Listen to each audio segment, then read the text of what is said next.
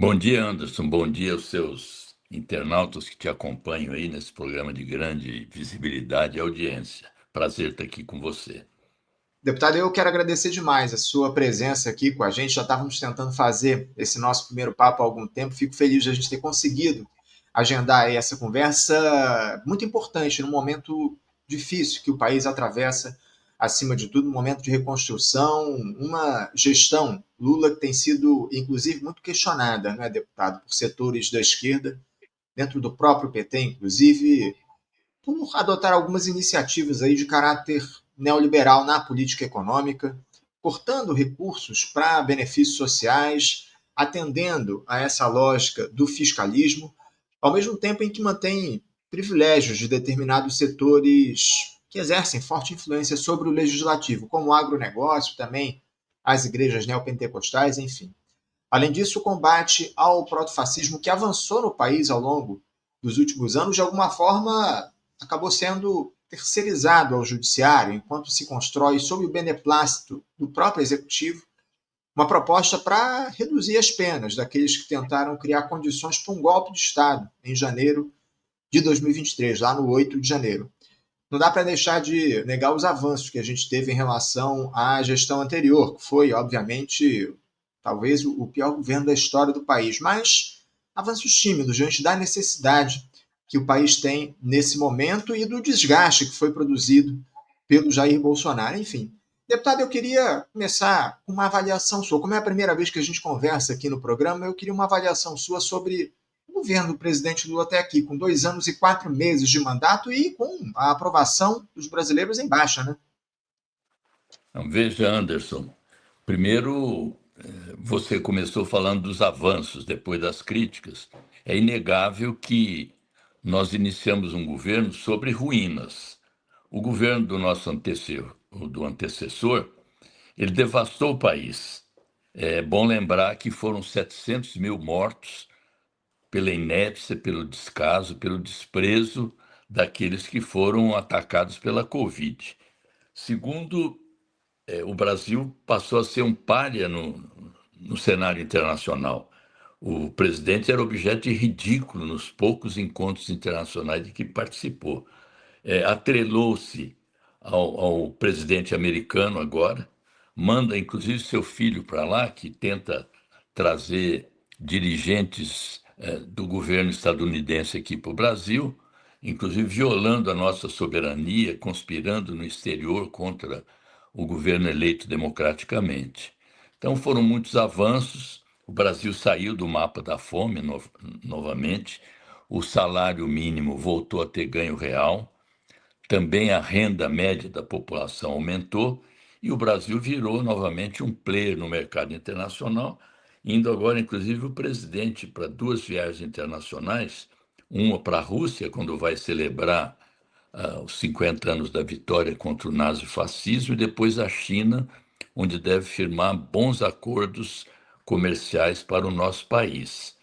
Além disso, o país se salvou de um golpe e quem, antes que você fizesse essa afirmação de que terceirizou para o judiciário, foi enérgica a ação da Polícia Federal, do nosso governo, para impedir aqueles golpistas que não pretendiam apenas derrubar o presidente, eles queriam matar o presidente, matar o vice-presidente, inclusive assassinar também o ministro do Supremo Tribunal Federal, Alexandre de Moraes. Então, com todas as ressalvas que a gente possa fazer, porque as expectativas eram muito maiores do que a gente pôde alcançar até agora, porque as pessoas imaginavam que num passo de mágica tudo pudesse ser reconstruído. Então, eu começo afirmando os grandes avanços do nosso governo e vamos lembrar também que tem uma oposição majoritária no Congresso Nacional, tem setores do grande capital que se opõem veementemente ao nosso governo. Basta ver que pesquisa recente na chamada Faria Lima, que é o núcleo do capital financeiro nacional e internacional, houve uma grande reprovação ao nosso presidente, certamente ditado por restrições ideológicas. O que eu acho que ainda pode ser feito são medidas que o presidente agora vem abraçando. Por exemplo, decisão importantíssima essa de apoiar a redução, o fim da escala 6 por 1 e aprovar a redução da jornada de trabalho sem redução de salário. Isso é uma bandeira que não só unifica a nossa base social eleitoral, como todas as classes trabalhadoras brasileiras, sejam aqueles que têm carteira assinada, sejam aqueles que são trabalhadores precários, que os eufemismos chamam de empreendedores. Na verdade, são só do Uber, são 8 milhões de trabalhadores sem direitos, sem carteira assinada, e que movimentam a economia, e agora, inclusive, despertando a entrada de novas empresas, além do iFood, agora volta o 99, inclusive uma empresa chinesa também, que pode vir aqui para o Brasil, a Meituan, fazendo com que, inclusive, os trabalhadores de aplicativos, depois da sua greve, tivessem pequenas melhoras nas suas condições de trabalho. Então, essa é uma maneira de levar à frente uma coisa que a gente tem dito, que o slogan do nosso governo era União, Reconstrução e Transformação. Então, você não consegue reconstruir tudo sem transformar. Então, essa transformação ela precisa entrar em cena, até porque vários dos problemas que descontentam a população, apesar das conquistas, se devem à nossa incapacidade até o momento de promover reformas estruturais. Então, essa é a primeira avaliação que eu faço. Nós temos apoiado o governo Lula e faço aqui, Anderson, uma distinção. Pela nossa concepção, inclusive desde a fundação do PT, governo é governo, partido é partido. Nós temos uma frente eleitoral muito ampla, que os apoiadores, vários partidos se abrigaram no nosso governo, e esse programa ele é disputado por essa frente eleitoral e também pelo PT. O PT tem o direito e o dever de, ao mesmo tempo que apoia o nosso governo e o presidente Lula, cuja reeleição nós somos empenhados em realizar, ele também critica. É um direito do partido disputar o programa. E essas críticas vão no sentido de corrigir erros, de promover avanços, de ajudar a fazer uma avaliação da correlação de forças mais dinâmica, de dizer que o partido precisa se enraizar mais, que ele não pode fazer política apenas a cada 2 anos, e dialogar com o governo, inclusive sugerir mudanças na atual política econômica. Nós temos dito que nós colocamos uma corda no próprio pescoço com o arcabouço. E agora, com o arcabouço dá sinais de dificuldades, a direita, que sempre defendeu o teto de gastos, usa as dificuldades do arcabouço para propor arroxo. Por exemplo, a proposta recente do ex-presidente do Banco Central, Armínio Fraga, de congelar o salário mínimo por 6 anos, ou aquela que propõe desvincular todos os benefícios sociais do salário mínimo. Enfim, essa é a primeira abordagem que eu faço e estou aqui à sua disposição para um diálogo mais amplo sobre essas e outras questões, inclusive sobre a sucessão no PT. Sem dúvida, vamos falar um pouco sobre essa questão da sucessão. Eu tenho pleno acordo com o senhor quando o senhor diz que o presidente Lula encontrou ali um terreno muito difícil para atuar diante da destruição que foi promovida pela gestão Bolsonaro aqui no nosso país, não há dúvidas. A grande questão é que a construção que foi feita para ganhar as eleições foi muito questionada, né? Muita gente diz que uma coisa é você construir uma aliança amplíssima para ganhar eleições, outra é você governar com essa aliança amplíssima, né? E o governo tem obtido, tem encontrado dificuldades aí justamente para governar o país diante desses inúmeros interesses que estão colocados no executivo. A gente vai voltar daqui a pouquinho a aprofundar a análise sobre o governo, mas antes, deputado, eu queria tratar de uma questão mais específica relacionada a essa gestão, na verdade, um episódio que se deu recentemente aqui, que tem produzido muita repercussão. Queria uma avaliação sua sobre esse escândalo de fraude do INSS que apareceu aí recentemente. Tivemos já a troca, inclusive, do ministro da Previdência Social, que a gente vai falar daqui a pouquinho, mas enfim. Um escândalo aí de desvio de recursos de aposentados, de descontos indevidos de aposentados, descontos não autorizados nos contra-cheques de aposentados, cerca de 6,3 bilhões de reais teriam sido desviados. Um escândalo que foi iniciado, um processo que foi iniciado, no mínimo, em 2019, porque já há relatos aí de aposentados que dizem que obtiveram ou foram descontados no seu contra-cheque antes disso. O próprio governo Bolsonaro que iniciou esse processo, mas isso se aprofundou demais no governo Lula. As informações estão surgindo aí de que o ex-ministro, na verdade, o Carlos Lupe, tinha conhecimento desses descontos dos aposentados. Enfim, a gente vai falar um pouco mais daqui a pouquinho sobre isso. Mas eu primeiro queria uma análise sua sobre essa fraude aí, esse processo que a gente tem observado, esse escândalo do INSS. Se eu acredita que houve falhas aí, de fato, na atuação do governo diante desse processo que a gente vê. Bom, primeiro, pelas informações, todo esse movimento se iniciou ainda no governo Temer. No final do governo Temer, continuou durante todo o governo Bolsonaro, e esses desvios apareceram agora pela intervenção nossa, do nosso governo, não foi pela denúncia da imprensa, em primeiro lugar. Foram iniciativas tomadas pela Controladoria Geral da União, o Tribunal de Contas da União interveio também, e, finalmente, a Polícia Federal desbaratou boa parte do esquema, havendo ainda continuidade de investigações determinadas pelo presidente da República. Então, a existência desses desvios, dessa apropriação indébita de recursos dos servidores e dos trabalhadores em geral, ela cessou agora, todas as operações foram interrompidas pela ação do nosso governo. O presidente do INSS foi demitido, o ministro da Previdência também pediu demissão, e agora uma boa notícia. Na semana que vem, o novo presidente do INSS anunciou que começam os estudos para o ressarcimento daqueles que indevidamente tiveram seus recursos apropriados. Porque, Anderson, precisa separar aí o joio do trigo, que é uma operação que já está sendo feita, que é o seguinte: muitos trabalhadores, eles autorizaram o desconto. Esses que autorizaram o desconto não foram lesados, eles concordaram com aquele desconto.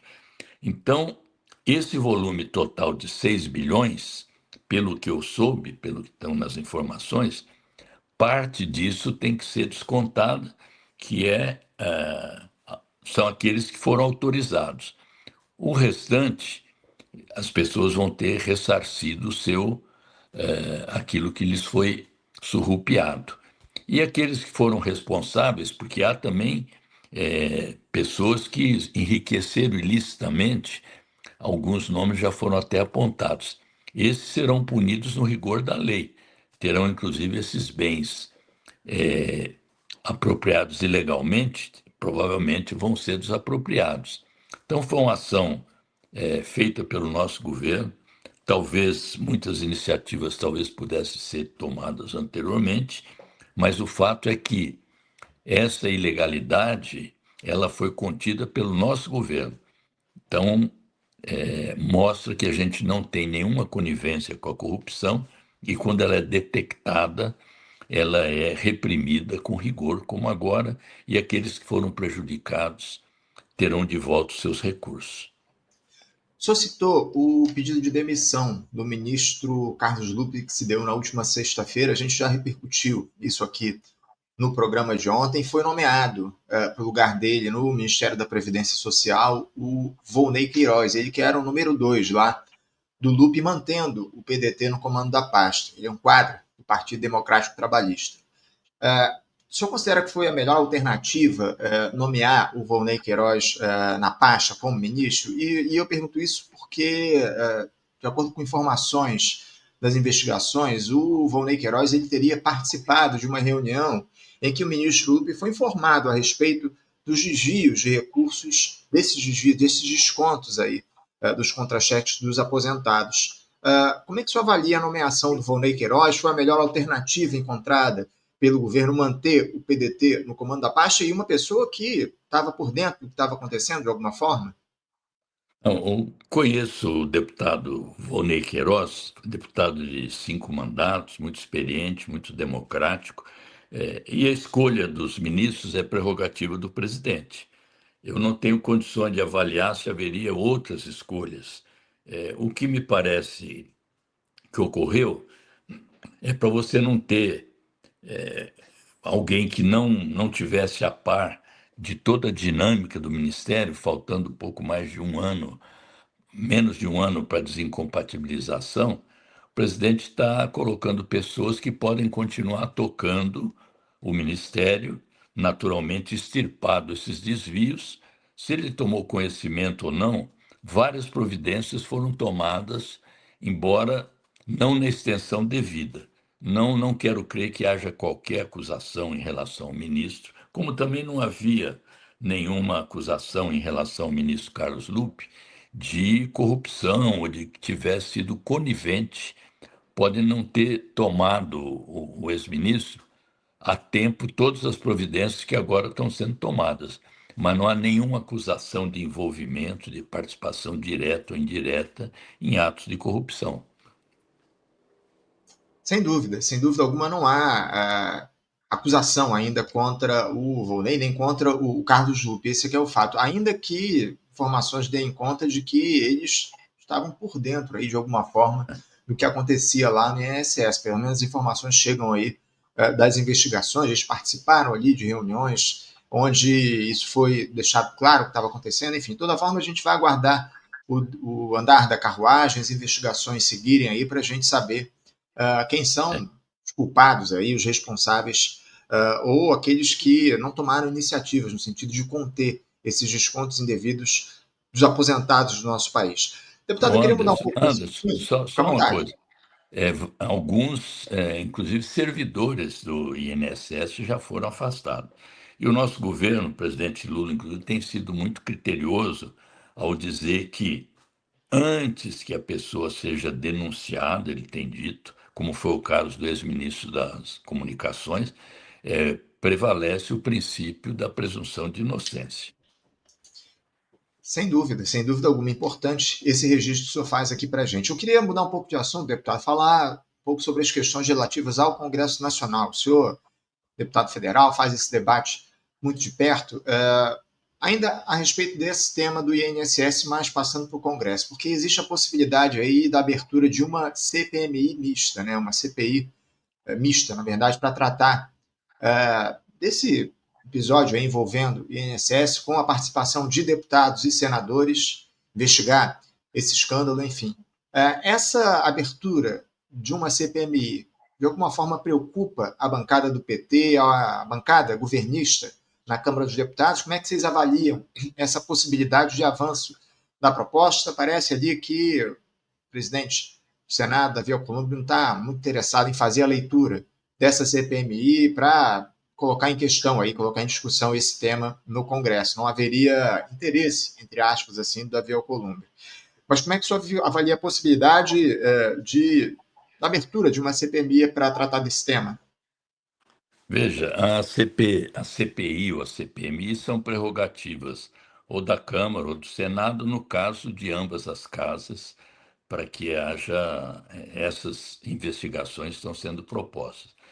Nós já enfrentamos algumas CPIs e CPMIs no nosso governo e já participamos de outras. Eu, inclusive, participei de uma CPMI ainda no governo do presidente anterior, do Inominável, sobre as fake news. Nesse caso agora, todas as investigações estão em andamento, seja na Corregedoria Geral da União, seja na Advocacia Geral da União, que está fazendo estudos para fazer o ressarcimento, seja o Ministério Público, enfim, e a Polícia Federal também. A CPI ou a CPMI, se for instalada, ela tem um objetivo político claro. E é legítimo que a oposição procure, através de um movimento político, exercer seu direito. Eu não me preocupo, porque acho que não há o que esconder. Tudo que poderia ser apurado pelo nosso governo já foi. Os organismos responsáveis pela fiscalização e o próprio Ministério INSS estão ativos nisso aí. Então, se o presidente do Senado achar que é cabível instalar a CPMI, que o faça. Não há o que temer da parte da nossa bancada, nem do nosso governo. Tá certo. Deputado, eu queria tratar agora é, essa proposta de anistia que tem sido discutida lá no Congresso Nacional, né?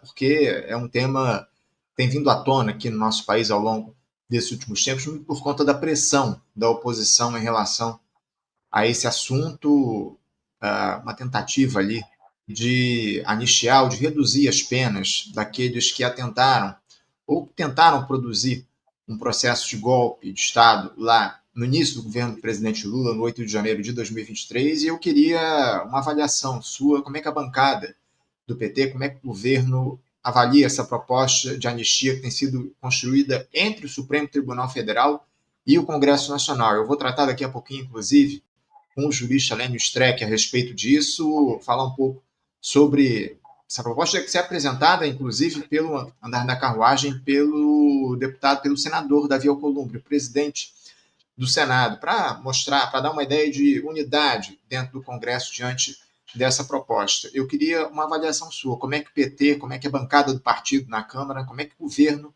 analisa essa discussão sobre a anistia que está sendo construída entre o STF e o Congresso? Bom, Anderson, primeiro, eu não falo pelo governo. Também não falo pela bancada, que ainda não se posicionou como bancada nessa questão, e tampouco o PT. Então, vou dar minha opinião pessoal, e acho que o jurista Lênio Streck, em seguida, vai aprofundar bastante essa questão, inclusive inquinando essa proposta de inconstitucional. Mas vamos à questão política.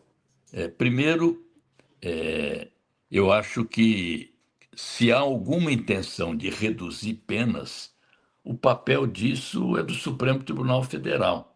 Há, inclusive, um mecanismo de revisão das penas que pode ser acionado por qualquer pessoa que tenha sido condenado. O advogado pode solicitar revisão. Então, o Supremo Tribunal Federal tem instrumentos e tem competência para, se entender que é o caso, rever penas. Então, eu acho que não há nenhuma possibilidade de anistia para aqueles que cometeram atentados contra o Estado de Direito, tentativa de golpe de Estado, inclusive com meios armados, com planejamento, inclusive, de explosões, de atentados, como se viu nas investigações já apontadas pela imprensa. Então, eu não só sou contra a anistia geral, que é aquela proposta que, inclusive, anistia o ex-presidente, que, aliás, nem foi condenado ainda, então é quase que uma confissão de culpa antecipada, porque anistia, ou perdão, ou indulto, é para quem foi condenado de alguma maneira, punido de alguma maneira. Como também sou contra essa anistia meia-boca, que é uma espécie de drible na antiga anistia, que sugere um projeto de lei para modificar o Código Penal, tipificando, inclusive, de forma diferenciada alguns crimes. Eu vejo nisso, ao contrário do que disse o nosso líder no Congresso, que isso pacificaria o país, eu vejo nisso uma espécie de tapa na cara daqueles que querem preservar a democracia e evitar que ocorram novamente atitudes como essa do 8 de janeiro, que, aliás, é recorrente na história brasileira, seja por meios parlamentares, seja por meios militares. Se alguma anistia se tratar, na minha opinião, seria aquela de rever o sentido da anistia de 1979, que considerou crimes conexos o crime de tortura, que, como se sabe, não é crime conexo nenhum, mas sim algo que é imprescritível e condenado, inclusive, pelo direito público internacional. A esse respeito, o ministro Flávio Dino abriu uma janela interessante para rever essa autoanistia que os torturadores e os militares se impuseram, que é a questão do crime continuado. Ao tomar como referência o sequestro, tortura e assassinato do ex-deputado Rubens Paiva, muito bem apresentada no filme que ganhou o Oscar Ainda Estou Aqui, ele nota que a ocultação de cadáver é um crime que não prescreve. Então, com base nisso, ele está propondo, e deputados do PSOL e nossos estão propondo, eu inclusive, que o Supremo Tribunal Federal reveja a interpretação que fez no passado, dizendo que a anistia, dita ampla, geral e restrita, atingia inclusive os torturadores e assassinos, coisa que é possível ainda fazer, seja responsabilizando mesmo aqueles torturadores que já morreram, como dois ainda remanescentes do assassinato do ex-deputado Rubens Paiva. Estão vivos e o braço da lei deveria ainda alcançá-los.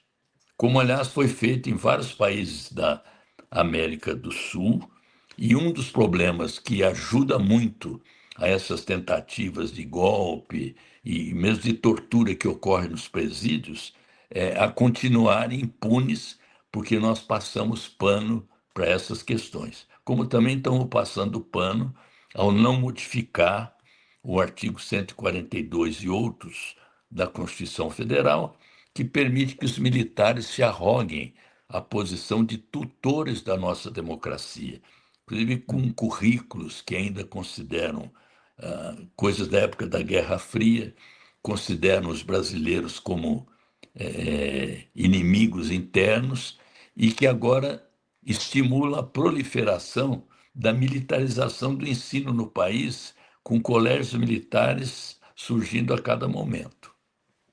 É isso. Deputado, eu queria trazer à baila aqui um outro tema importante que está sendo debatido nesse momento lá na Câmara dos Deputados. Essa proposta aí que visa, acho que já começou a ser discutida para aumentar o número de deputados federais no país. Seriam mais 14 cadeiras na Câmara, visando atender uma ordem do Supremo Tribunal Federal para que o Congresso atualize até o próximo dia 30 de junho, a distribuição de cadeiras com base nos dados do último censo realizado pelo IBGE.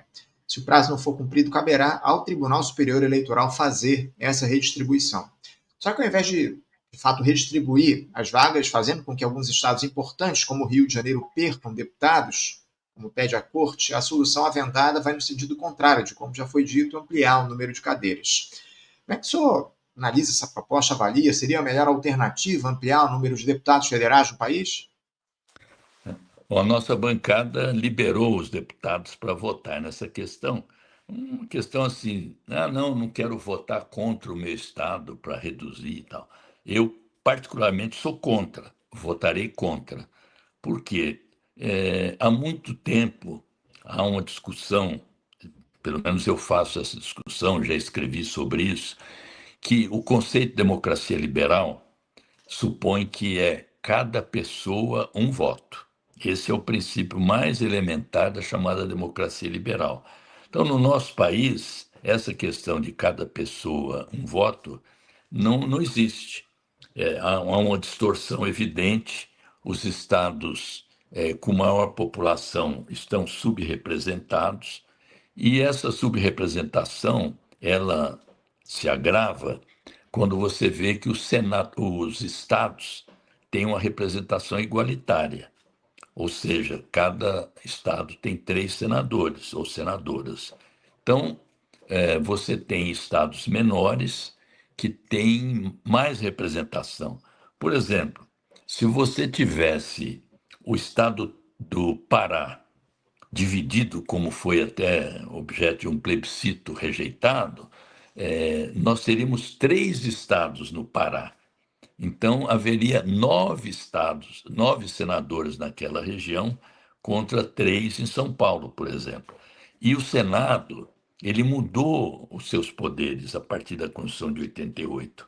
Ele não apenas é Câmara Revisora, como ele também inicia o processo legislativo, ele pode dar início ao processo legislativo. Então, há uma distorção na própria democracia liberal no país, sem contar também que um aspecto da democracia ele está inerte, porque a Constituição de 88 diz o seguinte: todo o poder emana do povo, que o exerce diretamente ou através de representantes eleitos. Esse que o exerce diretamente também foi incluído na Constituição de 88. Entretanto, os instrumentos para a democracia direta, ou seja, para que o poder seja exercido também diretamente, a conjugação da democracia representativa com a democracia participativa ou direta, não funciona, porque os plebiscitos são quase, dá para contar dois ou três. O referendo, mais ainda. E a iniciativa popular legislativa, apesar de nós termos hoje a internet, a inteligência artificial, você precisa coletar assinatura na caneta.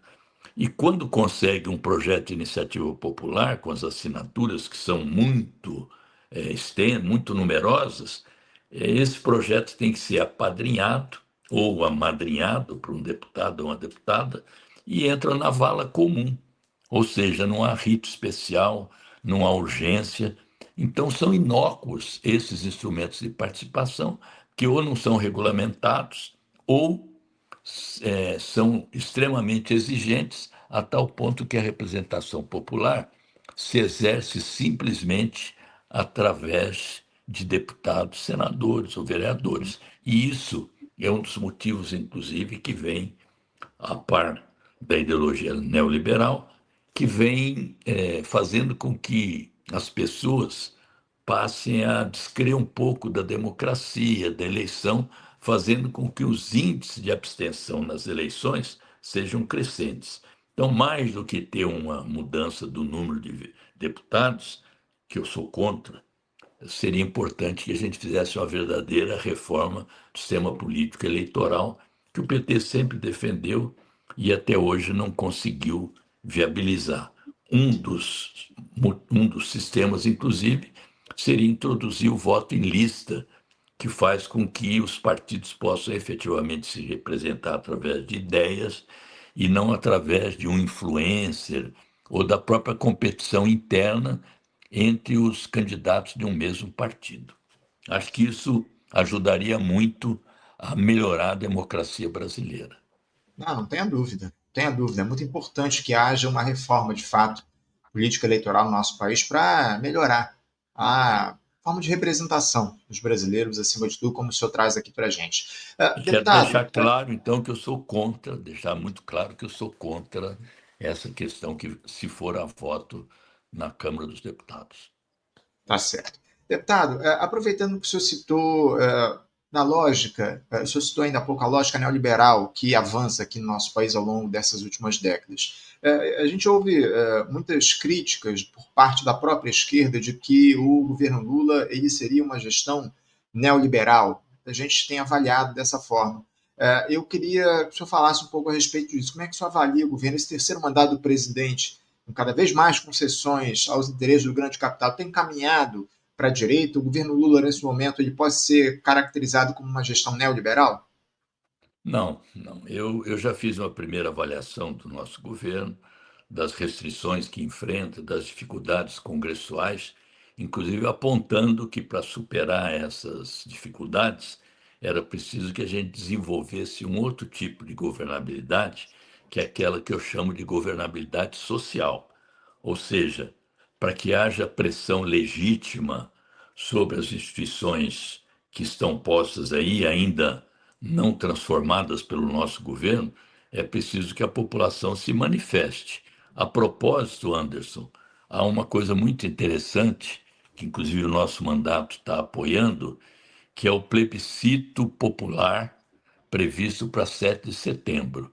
É um plebiscito que pretende, ele é promovido, apoiado pela Frente Brasil Popular, pela Frente Povo Sem Medo, pelo MST, pelo MTST, pela UNE, pela UBS, diferentes movimentos sociais que estão se incumbindo de organizar esse plebiscito, como já houve no passado o plebiscito contra a ALCA.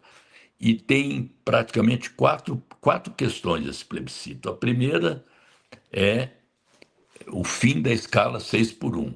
A segunda é redução da jornada de trabalho sem redução de salário, chamada jornada 4 por 3, ou como se diz em Portugal, a sexta é o novo sábado.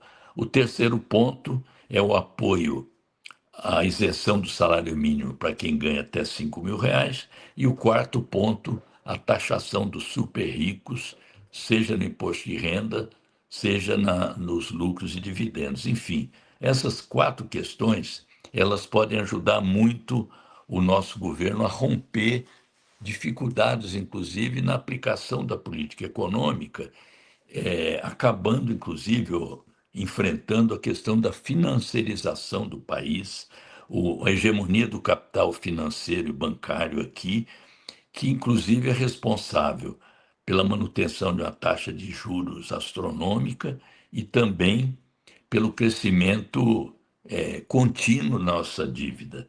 Aliás, essa questão do fiscalismo, ela foi apontada agora ontem numa entrevista bastante interessante do Zé Roberto Afonso, que foi o principal autor da Lei de Responsabilidade Fiscal, que ele diz o seguinte: nesse momento em que o mundo enfrenta riscos de recessão, em que há guerras, em que há crescimento, inclusive, da perseguição aos imigrantes, em que o governo Trump promove supertaxações, os governos estão liberando o fiscal, estão deixando que nessa fase de crise os orçamentos possam ser mais generosos em relação a investimentos, em relação a mais recursos para a saúde, para a educação e assim por diante.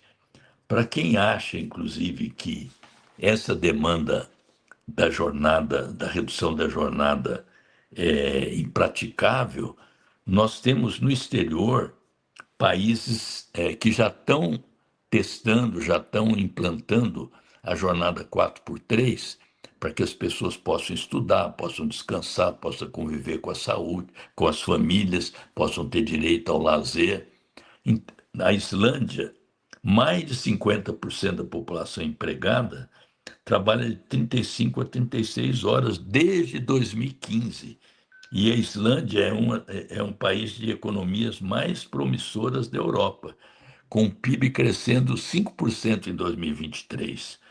Você tem também a Alemanha, Itália e a França, em que a média é de 36 horas por semana. E desde 2024, elas estão testando durante 6 meses, com resultados bastante favoráveis em milhares de empresas alemãs. Existe um programa internacional chamado 4-Day Work Global, que aqui no Brasil, 22 empresas participam desse programa desde 2024. Nos Estados Unidos, no Reino Unido, em Portugal, na África do Sul, na Índia, no Chile, na Noruega, na Bélgica e na Suíça, esses programas também estão em desenvolvimento. Então, são medidas que, inclusive com o apoio de um plebiscito popular, o nosso governo podia, em negociação, não numa aplicação imediata, fazer com que a nossa economia pudesse crescer dessa maneira, incorporando mais gente.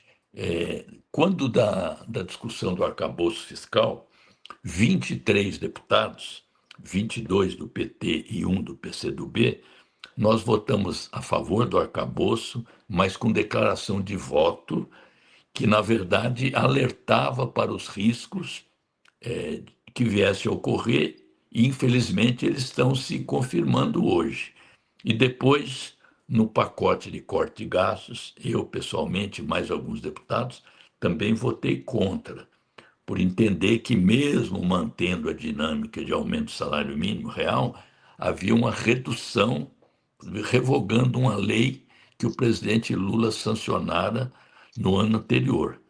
Então, acho que é preciso reorganizar o regime fiscal do país, fortalecer o SUS e a educação pública, elevar de forma sustentável o salário mínimo, reorganizar o mercado de trabalho com base nos direitos das classes trabalhadoras, acelerar a reforma agrária para ter uma maior produção de alimentos para a população, visto que o agronegócio produz mais para exportação do que para o mercado interno, implementar para valer a transição ecológica no país, que é urgente e fundamental, liderar investimentos públicos nas cidades, para que não haja coisas como, por exemplo, um baixo nível ainda de saneamento básico ou em algumas cidades, escolas que as crianças não têm nem água potável, e promover a chamada economia dos cuidados, para que o trabalho, principalmente das mulheres,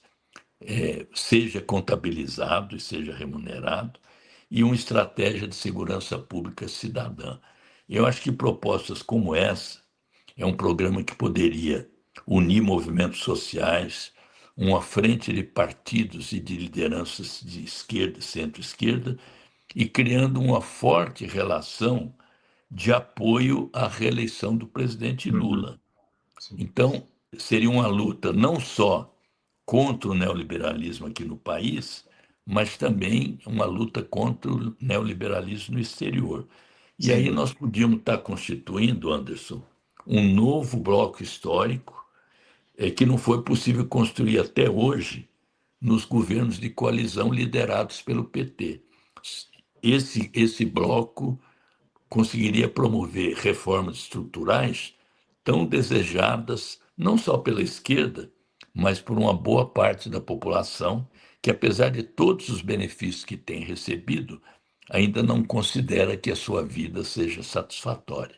Né? E seriam iniciativas fundamentais, ainda mais no momento onde o mundo inteiro discute as relações de trabalho, a gente vê cada vez mais a precarização se ampliando, não só no país, mas em todo o mundo, como a gente já trouxe e tem trazido aqui no programa seguidamente. A gente espera que haja, e eu, inclusive, tenho defendido muito, deputado, que instrumentos de participação popular sejam utilizados para esse governo. O senhor citou o plebiscito, seria muito importante que houvesse uma participação mais efetiva da população brasileira nas decisões da institucionalidade aqui no nosso país. Infelizmente, os mais diferentes governos não utilizam essas ferramentas que são previstas aí na Constituição, enfim.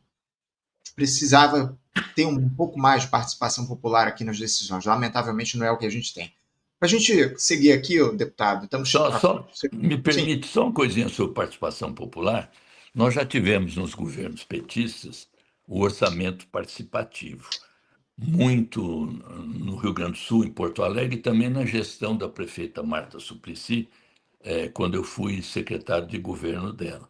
O orçamento participativo é uma maneira que eu vejo, inclusive, e hoje ele é mais fácil de se realizar devido aos imensos recursos das redes, da internet, da inteligência artificial, porque ele operaria de duas maneiras.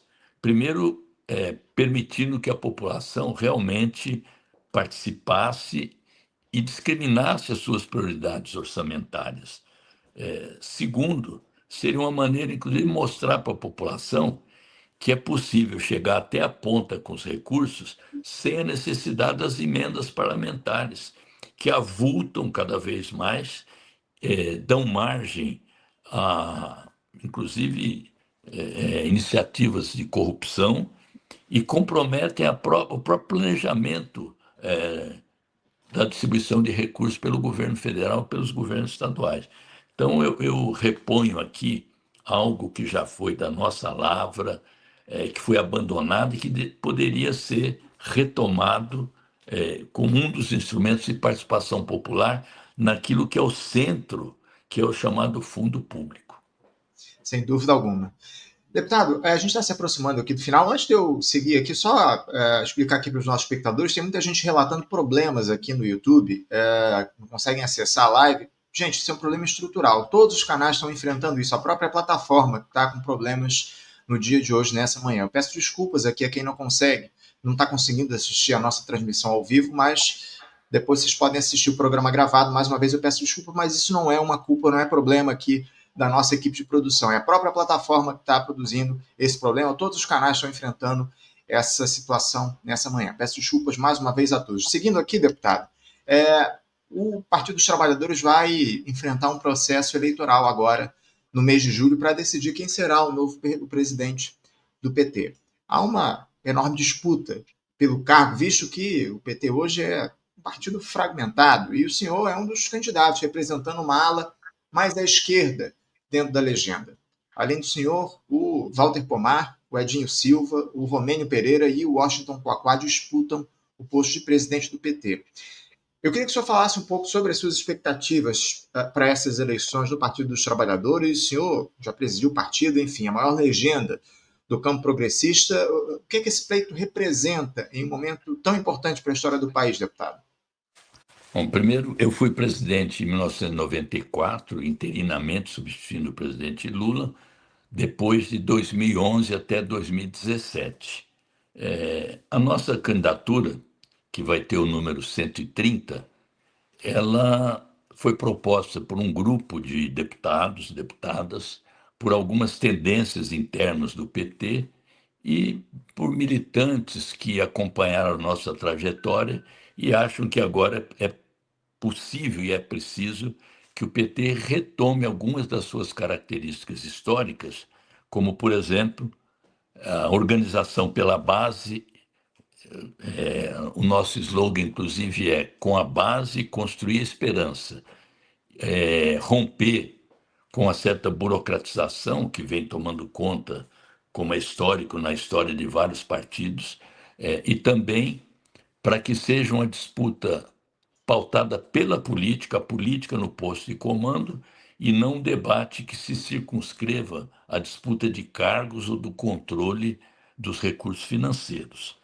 Eu tenho dito que o PT precisa se reconectar com as classes trabalhadoras, precisa se reestruturar nos territórios, tomar a política como atividade cotidiana e não apenas aquela que se faz nos anos pares, ou seja, nos anos eleitorais, e que dê realmente participação da base do partido nas decisões coletivas.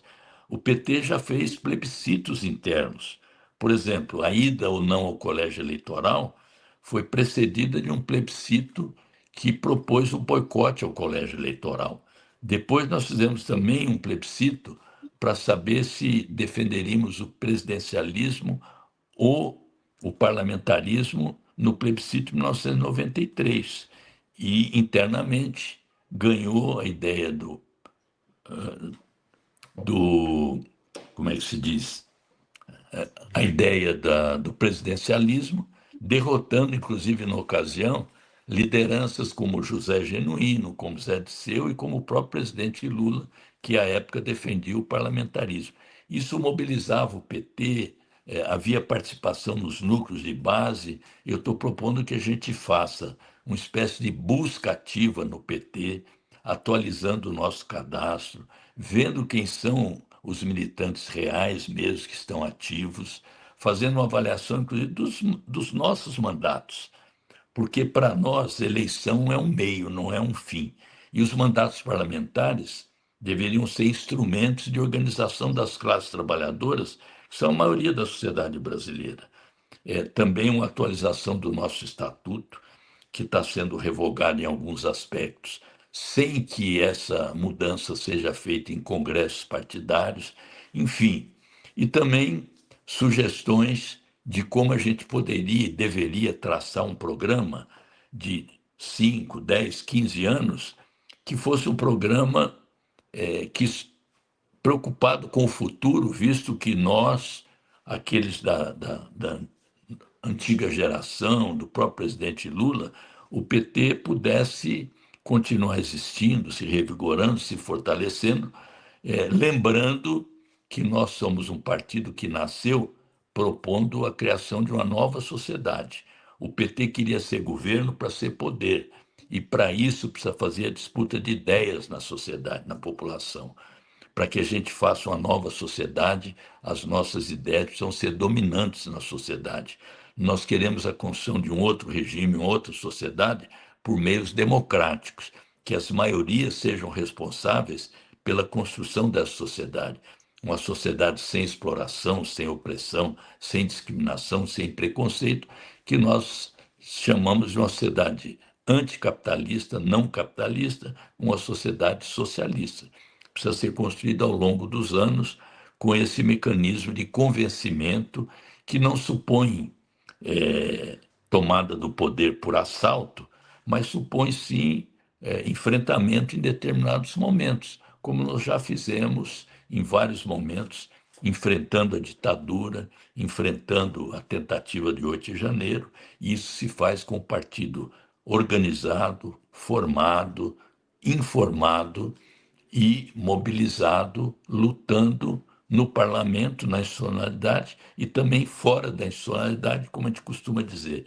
Um pé na institucionalidade e vários pés na rua e nas lutas sociais. Do céu vem só chuva, conquista a gente faz com luta.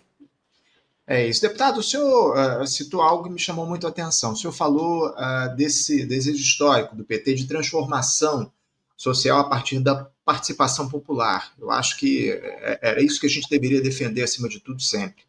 A partir disso, o PT ainda representa a classe trabalhadora no país, deputado? Eu pergunto isso porque a gente tem visto quase que uma total desmobilização dos trabalhadores diante dessas mudanças no mundo do trabalho, que já foram citadas aqui, enfim, esse quadro de precarização que avança sem tréguas. Tivemos, inclusive, um 1º de maio muito esvaziado, mais uma vez aqui no nosso país. O presidente Lula, dessa vez, nem participou das celebrações ali do Dia do Trabalhador.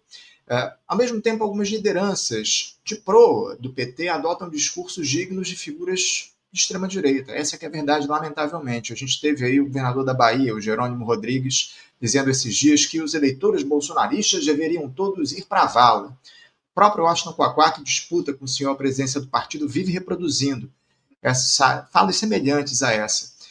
O PT se afastou de alguma forma da classe trabalhadora, deputado? E o que é que levou a esse processo? Eu falei um pouco aqui das nossas propostas. Eu acho que a excessiva institucionalização faz com que haja esse distanciamento, embora a gente continue a ser a principal referência ainda das classes trabalhadoras. As pessoas costumam dizer: ah, não, o mundo mudou, o PT mudou, o mundo do trabalho mudou. Realmente, mas o que não mudou é a continuidade da exploração e da opressão. O que não mudou é o racismo, o que não mudou é o machismo. E essas questões, elas precisam ser tocadas pelo PT com muita responsabilidade e dialogando com a população. Quando a gente deixa de combater o senso comum, quando a gente não leva a fundo as nossas ideias, esse distanciamento e um certo desalento toma conta da população. É por isso, eu sei que nós estamos encerrando aqui, Anderson, e eu queria terminar a minha fala dizendo o seguinte, citando aqui o Paulinho da Viola, que a toda hora rola uma história, que é preciso estar atento.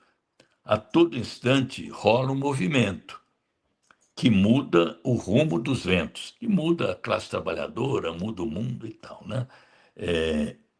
Quem sabe remar não se espanta. Vem chegando a luz de um novo dia, eu espero. Porque entre o pessimismo e o otimismo tem uma palavra importante que é a esperança. Por isso, o jeito é criar um outro samba, mas sem rasgar a velha fantasia. E essa velha fantasia é a nossa identidade, é o nosso compromisso, é o nosso objetivo estratégico de construir uma nova sociedade. Se a gente tiver coragem, disposição, organização para ter um partido com essas características, eu acho que a gente vai ser novamente aceito pela extensão de todas as classes trabalhadoras e ter força para conseguir esse objetivo que é a nossa causa, a nossa razão de existir. Está citando aí o Rumo dos Ventos, aí, uma letra do grande Paulinho da Viola, aqui para encerrar o nosso papo. Deputado Rui Falcão, eu quero agradecer demais sua presença aqui com a gente no Faixa Livre para tratar de uma série de temas importantes aqui para o país, para o próprio Partido dos Trabalhadores, enfim. Muito importante esse papo que o senhor fez aqui com a gente. Quero agradecer mais uma vez e que a gente possa voltar a conversar em outras oportunidades aqui no nosso programa. Desejo ao senhor uma ótima terça-feira, um bom trabalho aí em Brasília. O senhor já está no apartamento funcional, não é isso, deputado? Não, eu não tenho apartamento funcional, eu fico num hotel aqui, desde Ah, 2011, tá? Eu preferi, o apartamento funcional é muito grande para eu ficar sozinho lá. tá certo, tá certo. Deputado, quero agradecer muito, desejar um bom trabalho para o senhor aí em Brasília essa semana e deixar o meu abraço forte. Obrigado mais uma vez. Um abraço e obrigado, bom trabalho para você também, Anderson, e para toda a sua equipe. Um abraço, até a próxima.